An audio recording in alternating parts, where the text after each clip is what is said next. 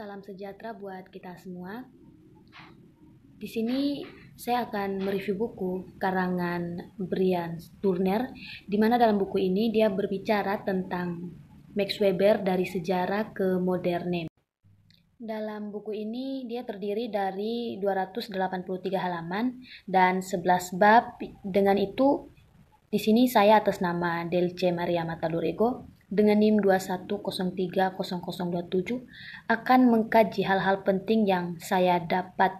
Untuk itu kita masuk pada bab yang pertama, di mana dalam bab pertama ini dia mengkaji tentang Max Weber dan budaya panik pasca perang.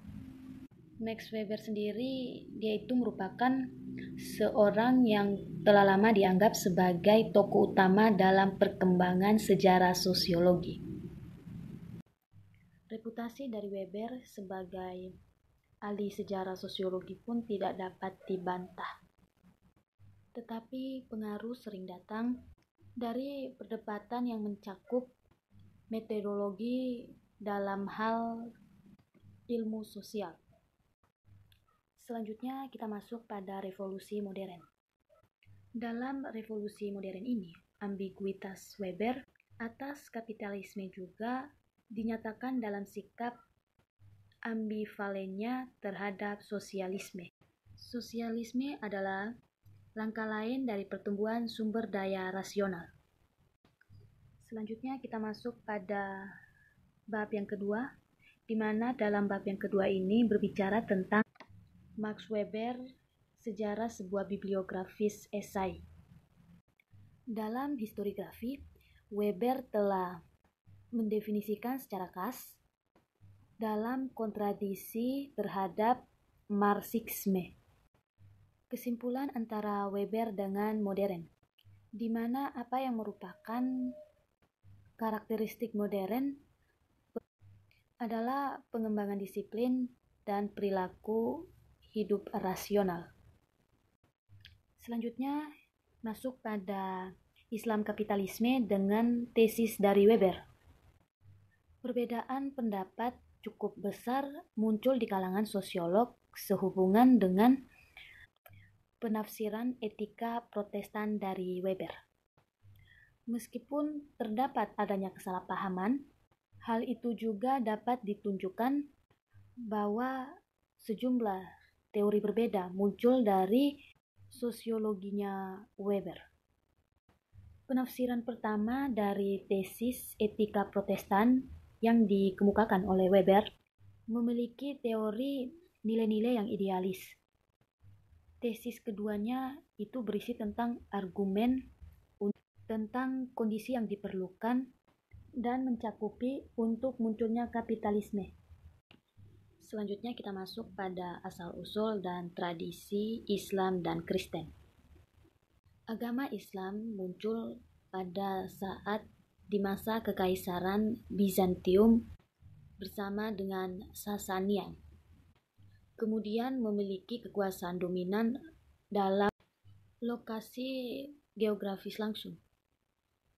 Sedangkan untuk kekristenan, untuk suatu waktu yang cukup besar, dia berfungsi sebagai imam kaum proletar di Imperium Romawi. Sementara itu, pada umumnya Weber ingin menegaskan bahwa gagasan berpengaruh pada tindakan sosial. Kepercayaan baru justru hanya menjadi penting dalam pergerakan sosial jika sejumlah kondisi terpenuhi. Selanjutnya kita masuk kepada negara bagian ilmu pengetahuan dan ekonomi dalam masyarakat tradisional, beberapa masalah dalam sosiologi ilmiah Weberian. Dalam sosiologi Weberian, kondisi sosial merupakan pendukung dari pertumbuhan kapitalisme. Dalam masyarakat yang seperti ini, ilmu yang inovatif sering dikaitkan dengan ilmu yang berlawanan atau ilmu yang gaib. Selain itu, dalam penafsiran dari Weber tentang protestantisme, itu adalah irasionalitas dari perjalanan yang menyebabkan rasionalitas panggilan sebagai konsekuensi yang tidak diinginkan dan dari tindakan. Selanjutnya kita masuk dalam negara, ilmu pengetahuan, dan ekonomi dalam Islam. Kemajuan pramodern dalam ilmu pengetahuan jadi ketika aparat negara sangat kuat dan efektif. Kemajuan penting dalam ilmu di Cina dan Islam di bawah kondisi patriarkal memberi kesulitan jelas untuk asumsi konvensional ini. Selanjutnya kita masuk dalam agama dan pembentukan negara. Dalam Marxisme, peran sejarah utama agama yang terorganisasi telah bens untuk dilegitimasi. Kegiatan sosial untuk menutupi karakter nyata hubungan sosial dengan eksploitasi ekonomi. Akan tetapi dalam perang petani di Jerman memperhatikan fakta bahwa milenialisme agama dapat memainkan peranan radikal dalam situasi-situasi manakala kelas sosial yang berlawanan tidak memiliki kosakata yang sekuler alternatif. Ada 3 masalah dasar dengan tesis sekularisasi.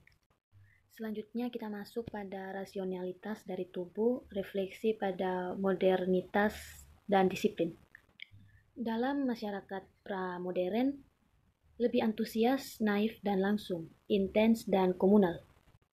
Ada asumsi bahwa orang mengekspresikan emosi secara langsung dengan cara yang kolektif tanpa pengekangan budaya individualisme dan berjuis modern. Nafsu pada zaman pramodern tidak terlatih dan juga tidak terliu dan juga tidak terawat karena mereka kurang disiplin oleh persyaratan budaya individualistis modern. Selanjutnya kita masuk pada tubuh politik, sekularisasi badan yang berdaulat. Setiap komunitas politik harus menentukan ekspresi simbolis dan percayanya mengenai sumber pangan dan ancaman potensial terhadap pelaku teratur pada anggotanya. Oleh karena itu, citra tubuh politik kembali mencerminkan sikap ketertiban dan keteraturan dalam masyarakat. Selanjutnya kita masuk dalam Simmel rasionalisasi dan sosiologi uang. Simmel sendiri lahir pada tahun 1858 dan menjadi prajurit pada tahun 1885. Untuk memahami filsafat uang, penting untuk memberikan interpretasi umum teori sosiologi yang sederhana. Dengan demikian, uang sebagai lembaga sosial tidak dapat dipahami secara terpisah dari keselarasan kerangka sosial di mana uang itu tertanam. Selanjutnya kita masuk pada Weber dan devaluasi politik masalah legitimasi negara. Weber secara keseluruhan dan sosiologi politiknya penting untuk membangun hubungan teoritis antara Weber dengan Marx dan juga Nietzsche. Weber pun pernah berkata bahwa kita bisa menilai kejujuran seseorang sarjana kontemporer dengan postur intelektual yang dimilikinya. Weber dan sosiologi hukum. Sebuah negara memiliki asal-usul khusus dalam penaklukan atau kekerasan revolusioner dan yang bertindak dalam melawan perasaan emosional. Selanjutnya, Marx dan Weber, di mana seseorang pada dasarnya tidak ingin untuk mendapatkan lebih banyak uang, melainkan sekedar untuk hidup dan bagaimana memperoleh penghasilan sebanyak yang diperlukan dalam melakukan tujuan tersebut. Selanjutnya kita masuk pada bab yang ke-11, di mana dalam bab ini berbicara tentang sosiologi dengan manusia. Secara paradoks, isu kontradiksi antara Marxis dan Weberian historis sosiologi paling dominasi. Erosi kelas atas pentingnya Marxisme Prancis terdapat ilmu sosial, Inggris membuka jalan untuk interpretasi yang lebih menarik dan lebih relevan daripada Weber. Selanjutnya kita masuk pada bab 11, di mana dalam bab 11 ini dia berbicara tentang Weber dan ilmu pengetahuan manusia. Bukan saja hanya sosiologi yang berada dalam pengawasan, tetapi segala gagasan tentang ilmu manusia. Kemanusiaan dan ilmu alam sebagai konsekuensi kritik adalah tantangan yang sama mendalam untuk gagasan teori politik maupun ekonomi. Sebagai macam-macam yang koheren tentang tradisi kuno atau rasional. Demikian hasil yang bisa saya sampaikan. Dengan ini saya Delce Maria Matadorigo dengan NIM 2103030027 mengucapkan terima kasih.